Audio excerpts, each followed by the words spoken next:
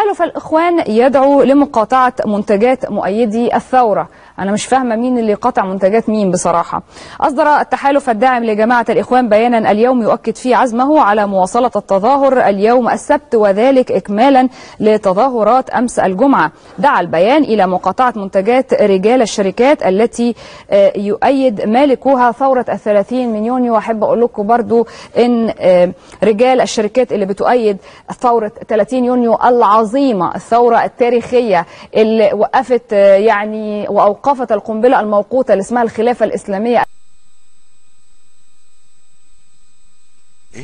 إن رجال الشركات اللي بتؤيد ثورة 30 يونيو العظيمة، الثورة التاريخية اللي وقفت يعني وأوقفت القنبلة الموقوتة اللي اسمها الخلافة الإسلامية المزعومة، وهذا المشروع وأطاحت باليمين المتطرف من سدة الحكم. هم أصلا مش عايزينكم إن انتوا يعني تتعاملوا معانا، يعني مش يعني أو تشتروا منتجاتهم، ده أكيد يعني.